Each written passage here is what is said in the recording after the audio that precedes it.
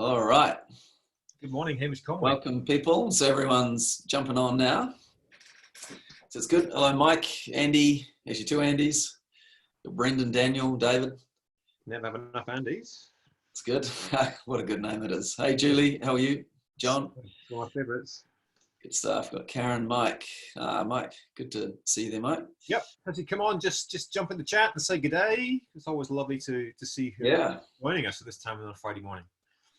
That's good. So we're flying in. So that's good. So down the bottom, when you go to the chat, you can be chatting to the panelists or you can be chatting to the panelists and the whole group. So just choose that accordingly. And that will be good. Then also, if I just think about the polls and I realized I didn't set up the polls. So, anyway, so the Q&A, but if you have got questions as we go through. A question about Hamish setting up the polls, that would be great. Put into the Q&A button. So look down the bottom, find Q&A, because then we can organize those better. If you got questions in the chat, they can kind of get lost. Okay, so go for the Q&A, but that will be fantastic. So look, I'm going to hand over to Andy now, who's going to set the scene for the session. But if you are coming on, just put into the chat, just to go hi. And so that you can hear us loud and clear. So that would be great. And then questions into the chat. But I'll hand over to Andy to do some introductions and set the scene on what we're going to be covering off today. All right, thank you, Hamish, and good morning, everybody. It's lovely to see so many of you jumping on now. When you jump on the chat, just say who you are, where you're from, and just give a shout out to everybody. It's lovely to see everybody coming through. This is what, number 5, Hamish? Number 5. No, all right. It's like 5 weeks without any shoes on. That's just the way, the new normal. I think the hair's getting a bit longer. Most people, but people have no shoes. This is yet another episode in Survive to Thrive, your weekly webinar by exporters for exporters. As together we path a course through this uncertainty towards a more prosperous future for our businesses, for ourselves, and of course for our communities and country as well. In Auckland, from Catapult, I'm Andy Mitchell, as forever in the same seats, the same view out the window, and Hamish in Wellington, the mighty Conway from Cell Global as well. It's a real pleasure to welcome you all back here. Now, today is a bit of a special episode. Excuse me. It's a special episode because we're going to turn our attention right now, 5 weeks into dealing with this crisis, to understand exactly what's happening in the markets that matter most to you, the exporters from New Zealand. And we're absolutely over the moon with excitement to welcome some great panelists with us today, not from around the country in New Zealand, but actually from the market that we're going to be talking about, which is from North America. So without further ado, I think we might turn, Hamish, to the panelists and ask them to introduce themselves. Should we go ladies first? Lisa. Oh, I love it. Thank you. So I'm Lisa Phillips. I'm Market Manager for North America for New Zealand Trade and Enterprise. And I'll just explain, obviously, you know, we work with companies exporting into global markets. My focus, obviously, is North America, US, and Canada. And just to explain my role in that is I'm usually working, I'm based here in New Zealand. My whole team's based in the market, and I'm the connecting piece for our customers and our customer team to match them with the right expertise and opportunities in the market. So, today I'll be sharing insights on what our team is seeing and our customers are seeing. That's wonderful. Thank you. And very big welcome to you, Lisa. Bob, you're joining us all the way from near Boston. Welcome. From near Boston. Hi, everyone. I'm Bob Burke, Natural Products Consulting. And most of what I do is help companies with natural, organic, and specialty products, bring them to market. So both in terms of launch plans and scaling, but also connecting them up with the right resources, would they be distributors, brokers, contract sales, investors, and so on. So lots of work around helping brands scale and in some cases get to an exit. And along the way, I've done a how-to guide reference book called the Natural Products Field Manual. I put on some seminars, I speak at shows, and I serve on some boards and advisory boards. That's wonderful. Bob, welcome. Thank you. trying to outdo everybody with the view is Ed's. Ed, show everybody the view and tell us where you are, because I think it's a bit of California. And, okay, well, this is my view right now. This is about half an hour's drive north of San Francisco in a place called Marin County, for those of you that recognize the place. We've been here about 7 years. I work in the digital marketing industry here, mainly in travel. So we work with about 95% of the Fortune 500 of travel companies in the US. Also as a part-time endeavor, which is growing much larger than that, I've also founded a modular housing company here in California called Sonderpods. That's wonderful, Ed. Welcome. Looking forward to hearing your perspective from your sunny deck out there. And last but not least is the panelist here who's remaining incredibly shy, but that's because he's just back off on the last flights out of the US and is now safely ensconced back in Wellington. Larry Gladwell, welcome. Looks like Laurie might be muted. I think he might be muted. He's not muted now. Beautiful. Oh, can you hear me? Yeah, I'm about an hour north of Auckland, actually. So it's good to be home. I got out on one of the last flights from Vancouver, but I am normally based in Toronto with Vend. Vend is a cloud point of sale. And obviously our kind of key customers are bricks and mortar retailers, which have obviously been hit pretty hard by COVID-19, but we're kind of working through it. Oh, wonderful. And welcome back to God's own there. And sorry for the geographical issues there as well. I'm having trouble keeping tabs on everyone today from around the world.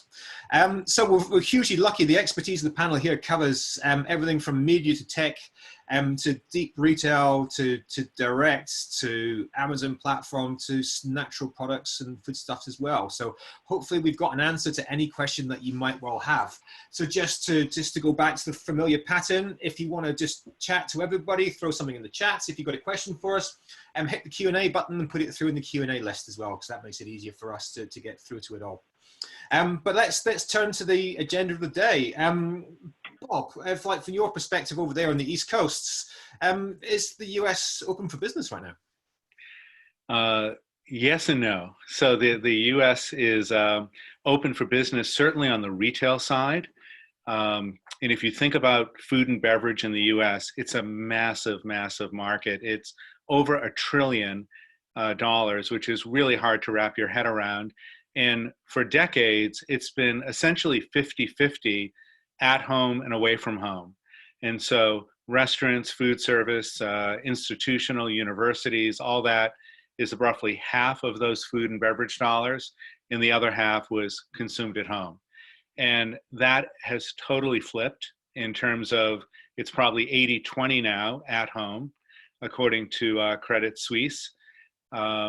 Most restaurants are shut down, all the schools are shut down in pretty much every metro area except for the most rural parts of the US.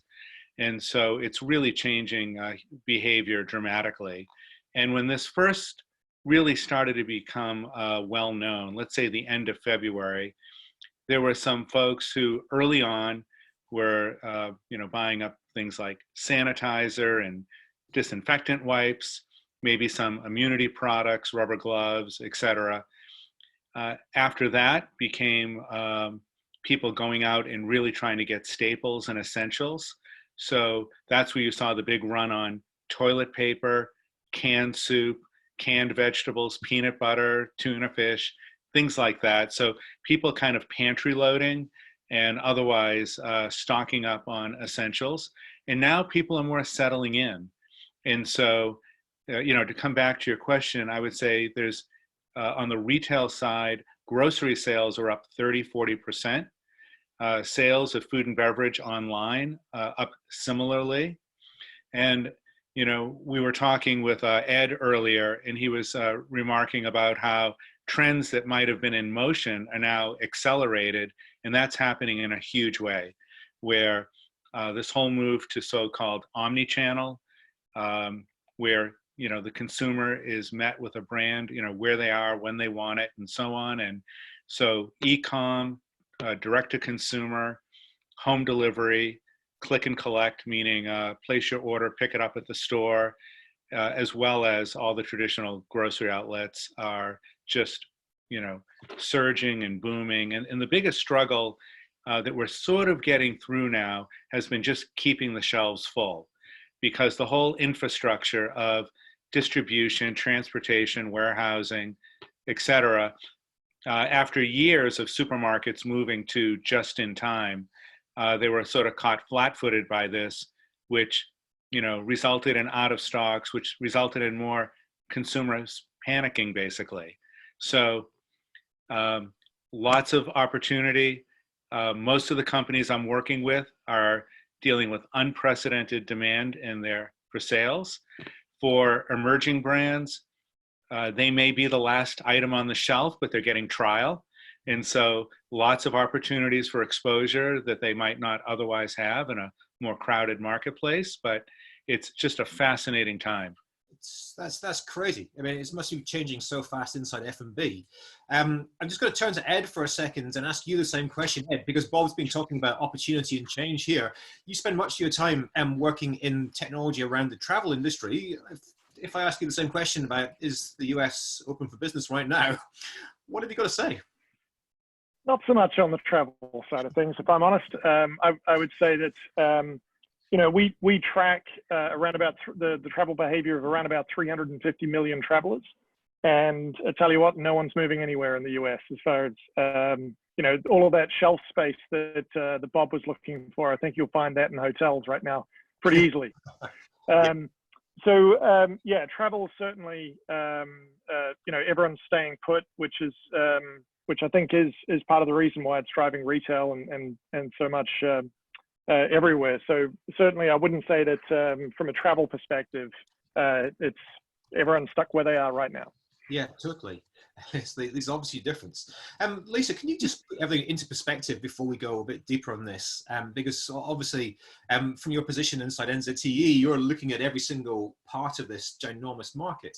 Just how important is the North American market to New Zealand exporters right now? Yeah, Andy, it's extremely important. I think, you know, with other markets that were closing earlier than us as in the US, they were shifting their attention to the US and Canada, knowing that China was going to be shut down for a while. So, and just no language barriers, you know, generally easy to export to. All sectors are finding that US in particular is a very important market for them.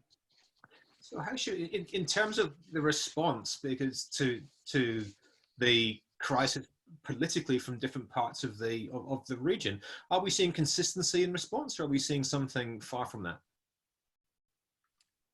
You mean response to the pandemic and yeah, and the ability to so without getting too political here, you know, because of the stable genius in the White House, there's like an overall absence of leadership at the top.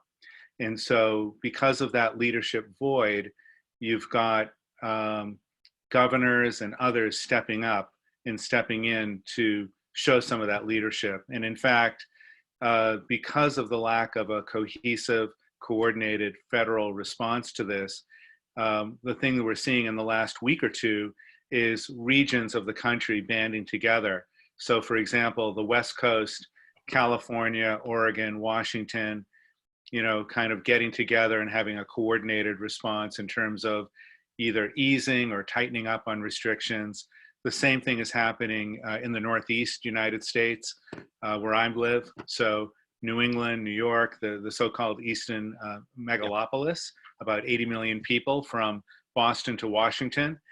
And then the same thing in the upper Midwest. So cities like Detroit, Chicago, Minneapolis, those states are kind of working together. And, you know, it's a really interesting time. They're sharing equipment. You know, New York is in the process of sending ventilators to Boston. They're helping each other source personal protective equipment for frontline health workers. And they're doing their best to have some kind of a consistent response in terms of, you know, again, either easing or restricting. And then on the other side, you have, it seems to be mostly in the south of the US, you've got states that are talking about opening up as early as next week. And there's a lot of concern about having a terrible backlash or a terrible, rise in incidence of infections and sickness and worse. And some Kiwis may have heard of or been to Las Vegas. Well, they have an absolute crazy mayor. And she was all over the news today, where she's offering up the city of Las Vegas to be the control site where, letting the casinos open, letting the restaurants open so that we can see what's going on. And that's generated, a huge amount of, discord, both from the, people who work there, but also the impact on the healthcare system and other things like that. So unfortunately, a very mixed response across the US. Yeah. Unlike New Zealand. Yeah, that lack of cohesion must be incredibly difficult to deal with inside the country. But from here, when we're trying to work out whether a market is still right for us and understand it from a distance, is following those regional and political changes, is that a distraction for exporters from this distance, Lisa? Or is this actually a useful way to try to preempt what might be coming through next and where the opportunities are? Sorry, could you just repeat that? I'm just saying, for given when we're trying to understand from a distance, the change, and when there is no cohesion, there's no single approach. Every state, every part of the country is either on their own or banding together. The dynamics are changing quickly, and it can be incredibly confusing to try to overlay that onto our strategic plans about the viability of a market. So, just from our perspective here on the bottom of the Pacific, is following those political and regional changes a distraction, or is it actually a useful thing which we should be doing? I think it's a bit of both. And let's be honest, when exporters are looking at the US, it is 50 states, it is complex. Every state is operating differently anyway. So this is adding another layer of complexity. I think it has pros and cons, but what we're seeing is that companies are asking questions, so that's a good thing. So they're, rather than putting their head in the sand, they're actually asking the question, hey, is there an opportunity here? And our team are already looking at ways we can be more agile and help those really, off the cuff questions. Yeah, perfect. Those questions. And I'll just, if I could add to what Lisa said. So to begin with, e-com, of which Hamish here is an expert, is certainly an opportunity that can be worked on immediately, where it gives you access to the whole US market.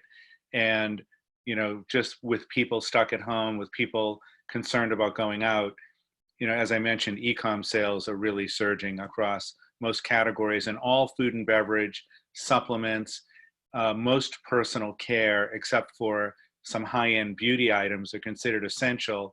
So they're still being, prioritized by Amazon.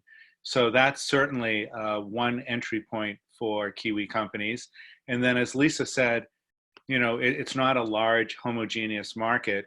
So typically we would advise someone, a company coming to the States, to pick a region to pilot in. And it could be Southern California, Northern California, it could be Metro New York, although that's a hot spot right now. But the idea is, pick a market, pilot it, and that'll keep you plenty busy for a while as you sort things out. Yeah, from that perspective. So Bob, can we just follow through with you again here, and just to get a bigger idea of actually what's dramatically changed for the F&B perspective? So I understand that channels are starting to blend into each other, and there's a whole load of functional challenges and opportunities. Could you just give us an overview from an F&B perspective of actually what's going on? I'll do my best here. One thing I would start with is, for the last 10 years, there's been huge growth with natural, organic, fresh, better for you, non-genetically modified, et cetera, et cetera. And that's still important, and it's still strong. But what's fascinating are these legacy, mature categories that are just seeing surges like they haven't in years. So canned soup, can't keep it in stock. I mentioned flour in baking. There was a line the other day that baking has replaced baseball as America's pastime. and that it's really interesting because not only is it part of this, like, you're nesting and quarantining, but almost every school child in America is at home, including right up through university. And so they're spending X amount of the time doing online classes and all of that. But then there's an opportunity to teach your kids how to cook, how to bake, how to do stuff around the house, and so on. So people are doing that. So to try to answer your question, Andy, a lot of these, baking mixes, flour, baking ingredients are way up. Shelf-stable products of all kinds, from pasta to canned goods, canned proteins like seafood and chicken, as well as all of the plant-based protein items, frozen products. And this sounds awfully simplistic, but it's almost like Maslow, where that first wave were essentials, and then the second wave, once people are settling in, they're going after frozen products, frozen entrees, pizza, things like that might be a little more variety, a little more enjoyment than army rations. And now I think you're seeing a little bit of a rise in more indulgent products, baked goods, confection, frozen desserts, things like that, where again, you're going to be hunkering down. Same thing with snacks. People are spending record amounts of time watching Netflix and Amazon Prime, and invariably, like most of you, I might be doing 3, 4, 5 Zoom calls a day. Invariably, the conversation turns to, what are you binging these days? And people are sharing tips and all of that. And then it's not exactly food, but it's related to all this, like paper products of all kinds, cleaning products of all kinds, even things like playing cards, puzzles, all those things that have to do with at-home activities are just seeing, big increases. So from the, obviously got huge patterns from consumer behavior in their needs book. The Maslow is a nice way of actually thinking about how the basic fundamentals of our lives are actually affecting what we're there to buy. Just turning to you for a second, Lisa, it's like the consumer, their patterns have changed in 6 weeks. From what you've seen from NZTE customers, how easy is it for us to pivot with our in-market partners to be able to follow some of that demand that's just landed on our lap? Yeah, it's a good question there, Andy. And I think we're seeing a lot of companies, we've had beauty companies pivoting to making hand sanitizer just to keep the cash flow running and things like that. But also, where the channel has closed, like food service, etc.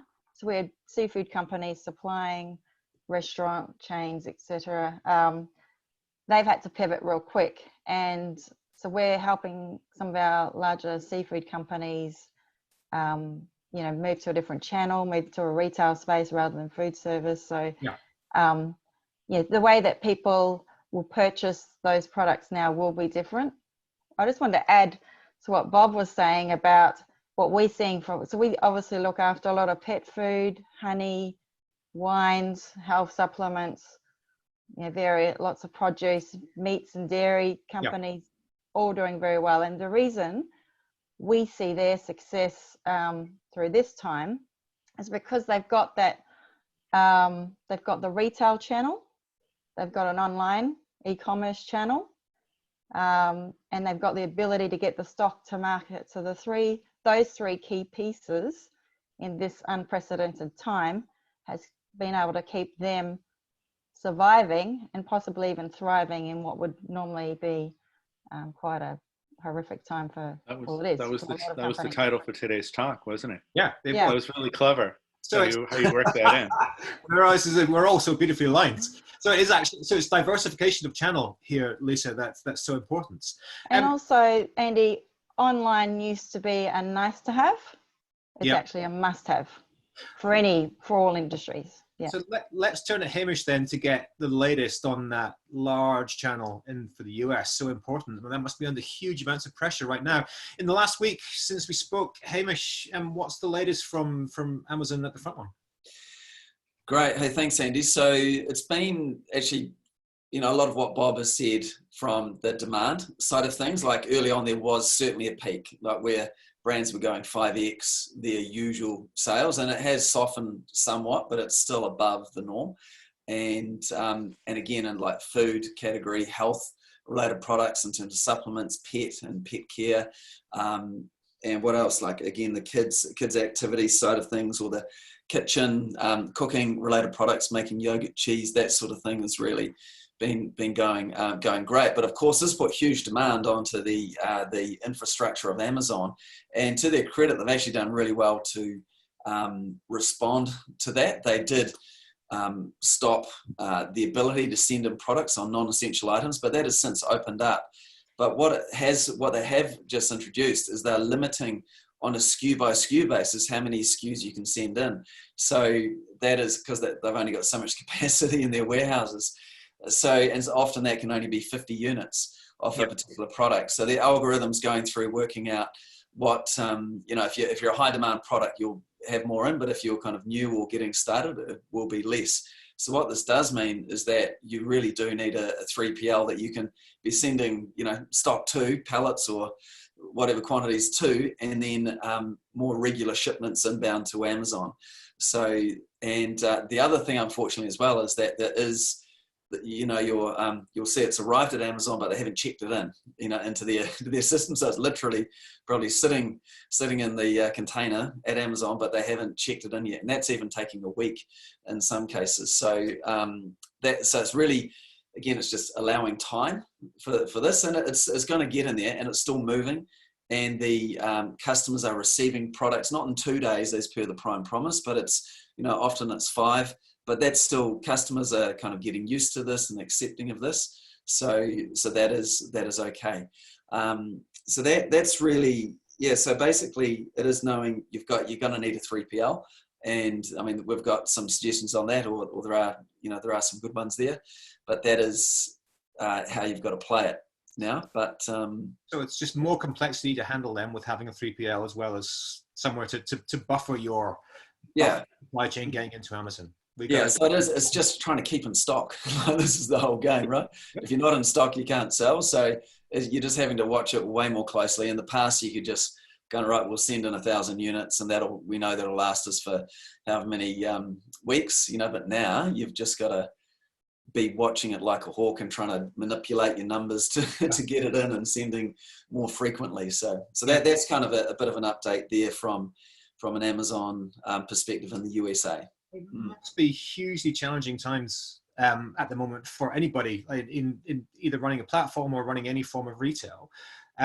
Just turning to you, Laurie, for a second, because through Vens, that's the entire retail base. That's your heartland, that's your customers. You've probably got your ears to the ground of their sentiments as they go through this. What are you learning right now about their state of mind and their feeling for recovery? Where are you all at? Yeah, so obviously in the various markets, kind of, our 5 key markets, which are kind of New Zealand, Australia, North America, so USA, Canada, and UK, it is all quite different. I think retailers are kind of thinking, differently in those different markets. And as we've kind of talked about in North America, specifically different parts of the United States, we can see by the kind of transaction volumes in store, we can see, what areas retailers still open and what's closed. So we're monitoring that. Obviously, feeling a lot of pain coming through from our retailers, which is expected, and that's coming through. One of the things to kind of pick up on the kind of e-com theme that has been running through, that's one of the things that we have seen, come through loud and clear from our customers, which is if you don't have e-com, you need to have it. And that's been amazing to kind of see our retailers pivot and realize that they need to have an e-com presence. And they're obviously turning to us to talk about that. In terms of e-com, we're seeing kind of interest in terms of, websites and being able to sell their product online. But we're also talking to our customers about other ways that they can kind of bring their products to market. So, things like how to use, the Google Merchant Center and the Facebook, business centers, we're talking to our customers about how they can set that up so that they can, start advertising through Google and Facebook. And we've sort of viewed this as, we're going through this kind of, this down period at the moment where retailers presumably are going to have time on their hands. And it's a great time to spend upskilling on those essential tools to be able to, take themselves through into what we're calling the retail spring, which is where things start to pick up again. So now's a great time to, to upskill on those key tools. So that's kind of one of the things that sort of we're seeing our retailers being interested in. So from that, when do you expect spring to start? When do the flowers come out? So we're expecting. I mean, it's hard to tell really.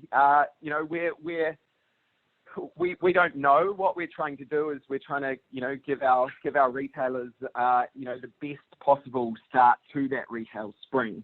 So whenever it may be, and we're hoping that it's sooner rather than later, for obvious reasons. It's a very difficult one, but I guess, to come back to the point that I was talking about now, is just a great time for those retailers to think about those omni-channel effectively. So what tools should they be using where, in normal times they've been too busy to kind of, to turn their minds to. Yeah.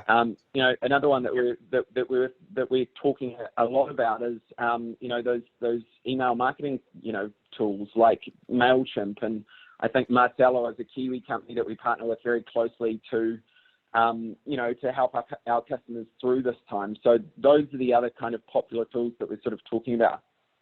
Yeah, so it's a time of enhanced innovation, I guess, in the retail space. Far from it being on ice, it's actually just changing its focus. Is that fair to say?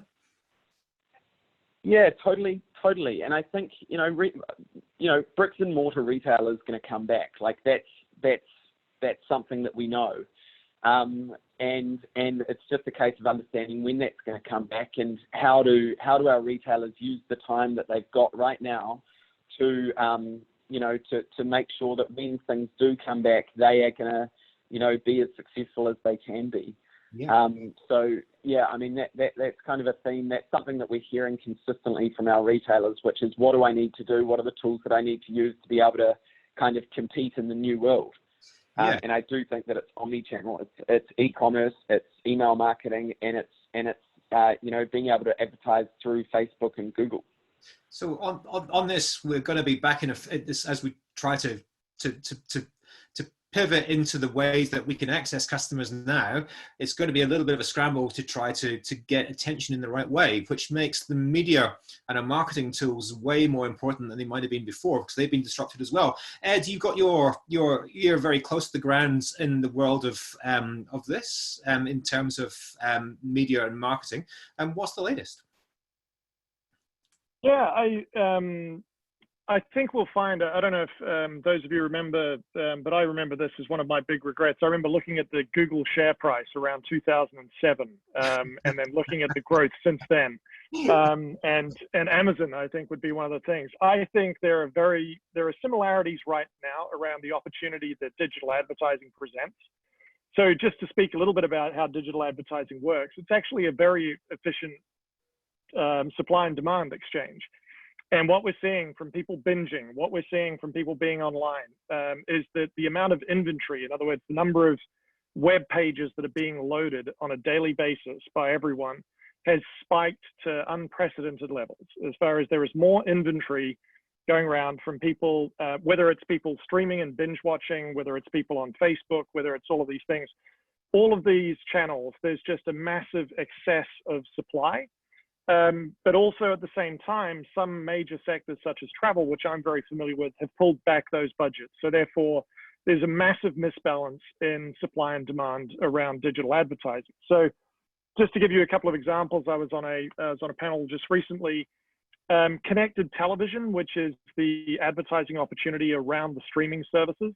Inventory is up like 30 to 40%, but demand for that inventory is actually reduced. So therefore, the cost of advertising and getting a TV ad in Americans right now is like half the price that it was a month ago.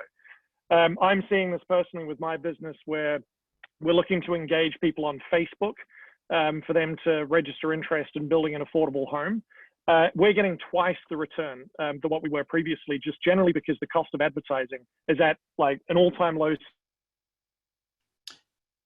Looking at it, so I think that all of those points around getting yourself set up with those skills around digital advertising on Facebook, Google, and so forth, because I don't think we will find a time, probably in the next decade, where there is an opportunity for people to put a dent in the marketplace and become known. Just quite what that opportunity has right now. It sounds quite extraordinary, and in many ways, it's not what we're expecting. We're expecting to be talking about barriers and things that are broken, not about opportunity. Bob, when you're inside F&B, when you're looking ahead 6 months or so, do you think this opportunity is going to get greater, or is this a window that's going to close quite rapidly as we get back to more life as normal?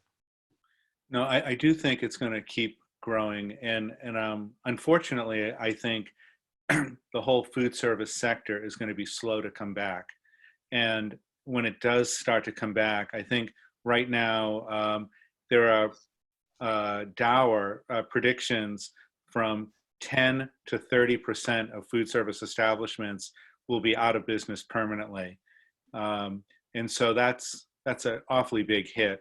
And it's terribly unfortunate, but it just means that packaged products sold through e-commerce and online are likely to and at bricks and mortar retail will continue to grow. I also think this consumer behavior that started out through quarantining, this like nesting and interest in cooking at home and baking and all that, I think quite a bit of that is going to stick afterwards. And I do think, again, without being pessimistic, this could easily be going through the fall or winter in the States anyway. And it just means this behavior is going to get more and more entrenched and more of this sort of like next normal. Yeah, totally. Almost to find there's no longer normal. There is only new normal. There's only new normal. And then just to go back up to, at a high level, just such greater appreciation and awareness around health and wellness, which then has implications around, what people are eating, what they're choosing to eat. There's a big surge in home exercise equipment, bread baking machines, all those kinds of things. So I think that's going to be reflected as well. And, anything with immunity is going to, be a big seller like Manuka honey and some of the blackcurrant products from New Zealand and others. And then at-home beer, wine, spirit consumption is already way up just because of the restaurants being closed, not just drowning our sorrows, Absolutely. It's a whole shift in lens. So like for anybody to take advantage of this, we've got to make some changes right now. I mean, Lisa, you have this wonderful view across the whole region, across all the sectors. Have you got any standout cases of New Zealand exporters who are really adapting and changing to be able to make their way through this crisis on top? Who's standing out in your mind? We've had a couple, and like I'm going to cross across sectors that probably go probably in Ed's space, bit of Bob's space, and we've had companies like that have camper van rentals in the US. They've had to repurpose their vans to service the essential workers so that they could be quarantined. So a tourism opportunity became an essential service opportunity. Wow. So they've found a way to still get revenue through that. We've had a health company they make specifically wheelchairs for a certain type of disabled situation, and they've ended up making hospital beds to increase the beds, because they're running out of beds in hospitals for the COVID. They're all under license, so they've managed to do that. And also, like, we've got, like I said, I'm going broad here. Airport baggage handling systems. While the airports are closed, there's a few that are open, obviously in Canada and the US, you know, we've got some still open for international, etc. Ones that are closed, some of our leading baggage handling companies have found that their business is booming because they're able to maintain and refurbish, you know, the handling systems in the closed airports. So they're obviously maximizing on that opportunity. I will say one other, it's interesting, you know, how we haven't been able to attend funerals in person. So one company hosts online funeral service, you know, so obviously their business has gone up because people are looking at how they can attend a service when they actually can't physically be there. What else are we seeing? Yeah. There is. It's like if we just to take the theme from there, is that what we're seeing is that companies are taking the space to breathe or a change in pace in operations and using that to innovate. Ed, from the tech sector, that's happening a lot, isn't it? With tech companies who have always just changing their model to be able to roll out technology which they would have. Yeah, there's a lot of travel companies with not a lot else to do right now. I think you know, I think we're seeing this with you know, the likes of Airbnb and TripAdvisor and numerous others developing virtual experiences. So, you know, obviously we can't get you there in person, but we can get you there. We can get you there in spirit, right? So I think that I think it was mentioned earlier. I think Bob, you might have mentioned it, which was, you know, this quite often is an accelerator, and we're seeing in certain areas that trends that you think were 5-10 years off, when there's a crisis like this, it accelerates those things. And I think that, you know, where we thought that maybe, you know, putting on the virtual reality headset and going to a beach somewhere was a thing that you might do in some distant part of the future, that's actually now, and they're actually looking to monetize those experiences. So, you know, certainly there's a lot of innovation in those areas. And I think that's also a very interesting opportunity for a lot of content and a lot of experiential good opportunities for promoting physical products. But you know, certainly, you know, there's been a lot of innovation in those sorts of areas, and you know, who would have thought travel is actually staying put sometimes. Yeah, absolutely. It's like, but what we seem to be discussing there is not so much just a slowing down or a speeding up of business, but actually an entire change in people's business models at times, having to take it that far. Lisa, when we've got people who might be thinking today, well, I've got a window that I need to act to try to do that. What resources are out there have been updated right now we should be looking at to try to get a really good handle on what that opportunity is inside the North American market? Absolutely. So we, across our organisation, we've created a specific website for any COVID-related material.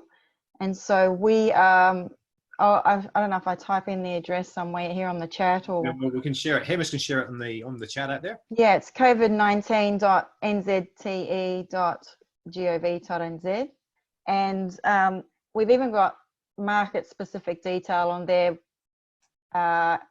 Articles, tips and tricks are going up live daily, I would say, but definitely weekly. And our team are contributing to that. So there is a US and Canada specific page that you can go to. In terms of ways that we think we can help, we call companies customers in our world, but the way that we're seeing that we can help customers across all sectors is for the US and Canada, we can assist them finding government funding for their business if they've got entities registered in those countries. Yep. Obviously, the business continuity planning, we can help, and working with our NZ colleagues that are working with the PwC and Deloitte's, but we can also add some extra oomph to that. Branding and messaging in times of crisis, because, you know, like we talked about that, these people taking opportunities from, you know, quite a,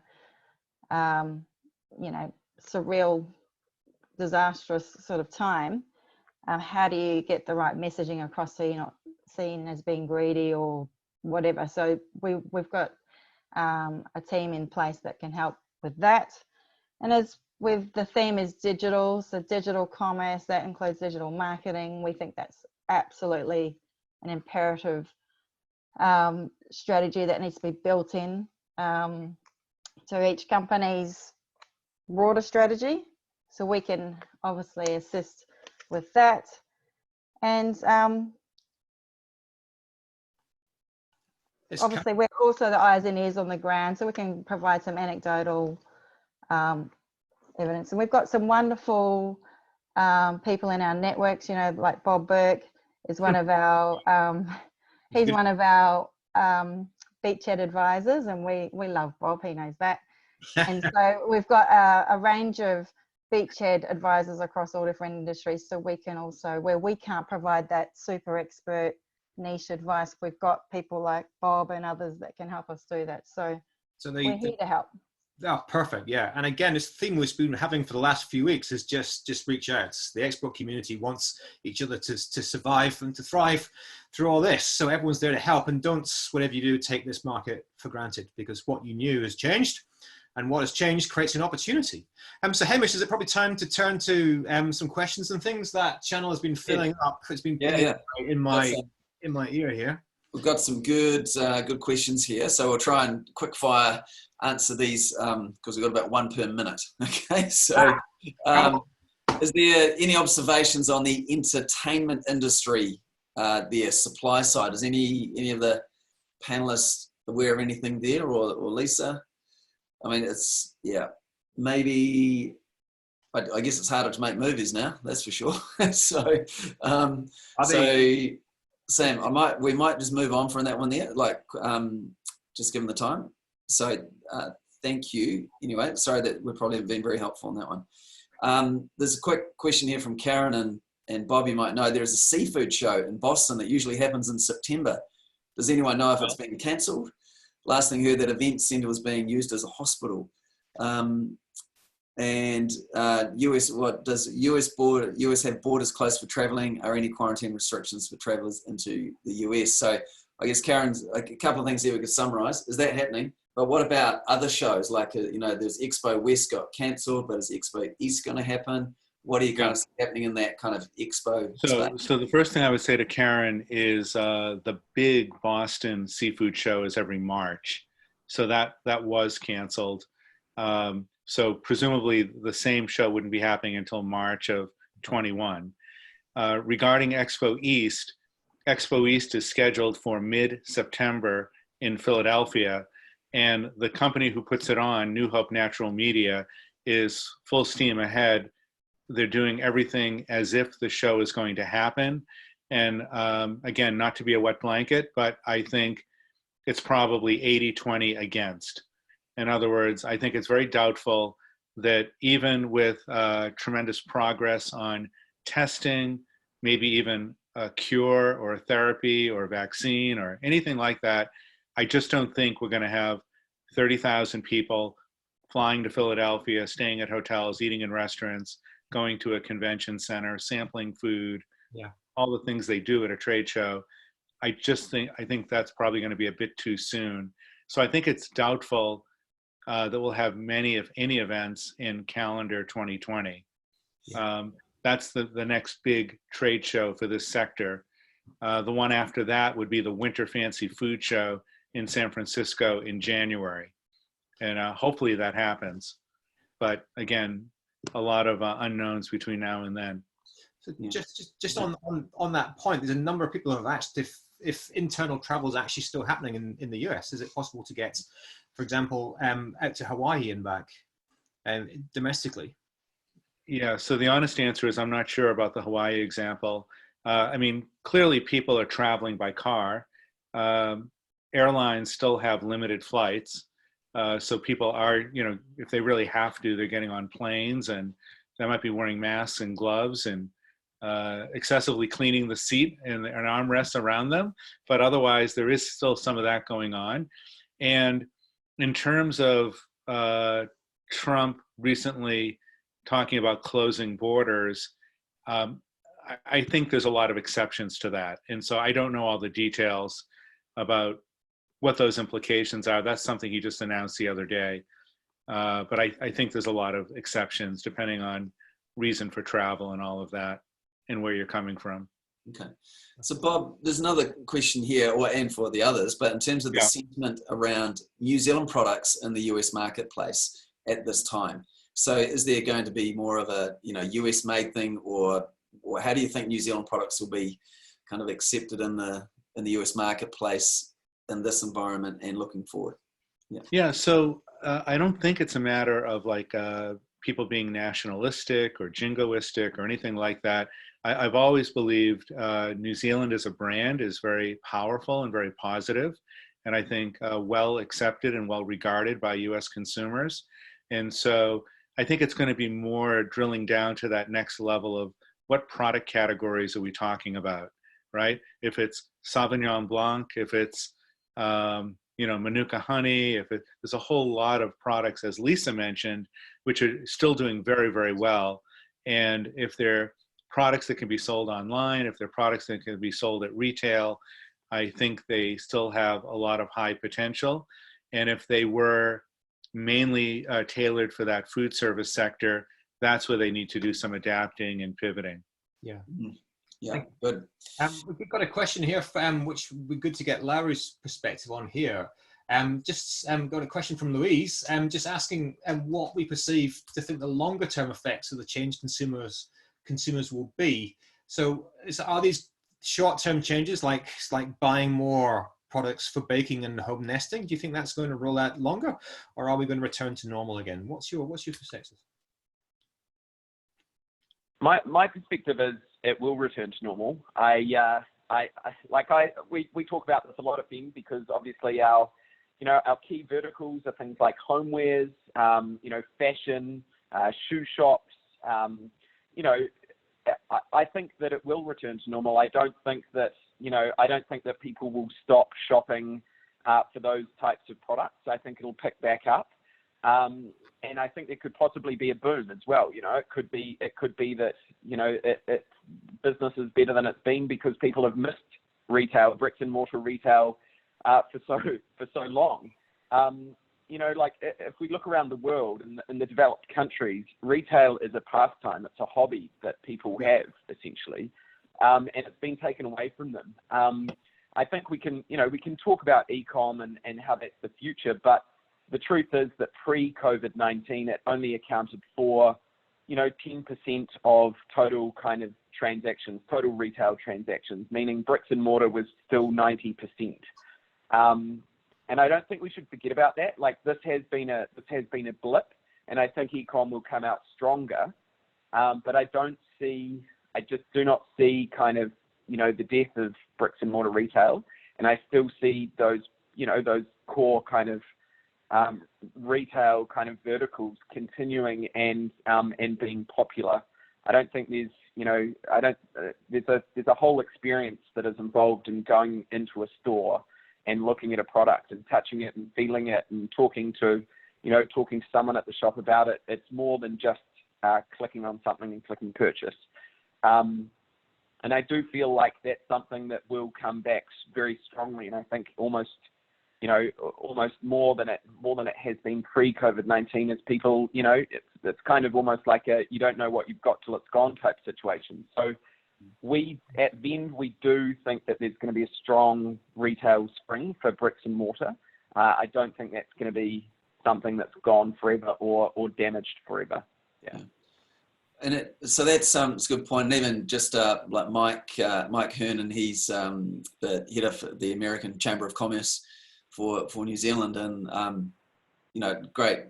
Thanks, Mike, for being here and chiming in on this here and saying, I've been in touch with most of our exporting members in the USA across the sectors, and they're a lot more positive than I expected. So that is, that's certainly encouraging. Kind of linked to that and just kind of perspective. And I know this is a little bit opinion based. There's been a couple of questions there around, look, hey, the share market's up. Is that a fair reflection? We see unemployment up in the USA. Is that going to have a negative impact? Like, what do you think, maybe Ed or Bob, on that? Well, I mean, I'll start by saying, obviously the stock market is not the economy, right? Yeah. And so yeah. the fact that the stock market is, maybe still down 25% from its peak, and so at any hint of any positive news whatsoever, there'll be a jump of 2,000 points or something in a day, but then could easily go back down the next day. I do think we're sliding into a recession. I hope it's not very long, but it's, I'm hearing everything from 6 months to 2 years. And I think that's going to have a big effect on consumer behavior. Obviously, with the very high, in the US, they're talking about anywhere from 25 to 35 million people being unemployed. And so that's going to be a huge sort of drag on the economy, between the amount of public assistance that's required to support all those folks, as well as, consumer buying power, consumer confidence. All those macro effects are going to be way down. Some of the implications might be, there's been discussion of increase in what's referred to as extreme value class of trade. So in the States, we have things like Family Dollar Store or Dollar Store, which again, low price. So I think there will be some price sensitivity if we're going through this extended recession with a lot of unemployment. So all those are going to have impacts on, how consumers are feeling about buying these kinds of products. I also think that with, I think the recovery in terms of people getting out of the house again is going to be a while. So things like ingredients and staples, raw ingredients, if you will, for cooking, baking, all that, I think will still be strong for a while. Yeah. Do you think consumers will, because a lot of New Zealand products tend to be premium, do you think there's going to be that market there for premium type products? Yeah, no, it's a great question. And without giving a wishy-washy non-answer, I would say part of it depends on the category, and part of it depends on how premium is it. So if it's $1 or $2 more because it's, grass-fed beef or lamb or organic, or it's, wild salmon or mussels or things like that, I think that's an affordable luxury. I think people will be looking for those kinds of things where they're probably putting off big purchases. Cars, travel might be out for a while. And so to have affordable luxuries and small indulgences and moments of joy, I think will be a popular thing that people will be seeking. Yeah, it's like going to be like looking after yourself. Now we're just about out of time. So I'd like to just turn to the panel for one last thought before everybody races off to the rest of their day. And I'd just like you to reflect, please, panelists, on the one outstanding opportunity that you think exists in the North American market for New Zealand exporters, and just one. So Ed, I'm going to start with you. Ed, what is, because I'm sure you got an answer, what's the one opportunity, mate? I think I've already said it. I maintain that right now, and it's a small window of opportunity, which will probably only last for several months, is that it's never been cheaper to access Americans online with digital advertising. So get in. Yeah, the bar is low. Thank you, Ed. It's beautiful. Larry, what's your priority here? Yeah, I think my one opportunity, I would say, is something that I've learned, is we've got these amazing tools which are Facebook and Google, and I look at those and I can see that most people don't know how to use them, but they're amazing and essential tools. And I think the opportunity for someone in New Zealand is cracking the recipe, or the way that we can teach people how to use these tools to go forward. I think that's a huge opportunity just globally, but in the US in particular. That's perfect. Thank you. Lisa, what's the opportunity that's on your mind? I think it's collaboration amongst ourselves, because what we've seen recently is raw ingredients, as an example. If we can, NZT can represent New Zealand as one nation, not just one producer or two. So we've had opportunities where the supply co-manufacturers haven't been able to source certain ingredients, and we've been able to quickly source that from our companies in New Zealand as as one source. So I think collaboration is key, especially in this unique time. That's a lovely thought. Collaborate, don't compete. And for you, Bob, what's your opportunity? Well, I was going to be facetious and say having a cure, having a vaccine will be a big, big opportunity for somebody. Millions, billions. To answer the question, I asked it. Yeah. And while I agree absolutely with the other recommendations, I think I was probably thinking a little too specific and granular. And I'm thinking, especially from a lot of the companies I've met over the years from New Zealand, products that boost immunity. I think there's a very, very strong interest in that. And a close second would be sleep. Even though people aren't working as much, I think there's a lot of anxiety. Sleep has a direct correlation with health, wellness, immunity. So again, have met companies over the years that have products that address both of those. That's perfect. Thank you. And so, Hamish, we're out of time. Let's look ahead to next week. We're going to continue this theme to get insights direct from the markets. I understand that next week we're going to be heading towards Europe. Watch out for your feeds through social media and in your inbox there to give you details about next week's webinar. Before we go, Hamish, a last word, a reason to be cheerful from your desk. Well, look, I was also just conscious just of where there's a lot of questions we didn't quite get to there. I mean, we have over the top of that, but I think if you need to connect with people like Bob or Lisa, we can, actually, could you pop your emails into the chat now if you're comfortable with that, Bob and Lisa, and even some of the other panelists there? That would be super.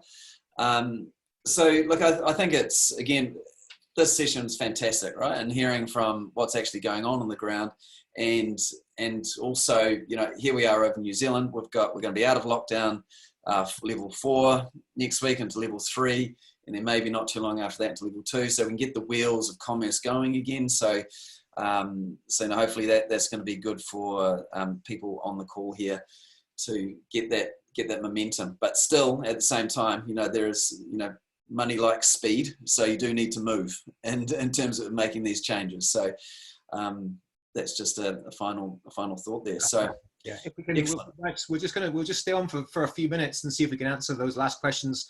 There. For everybody else, we are out of time.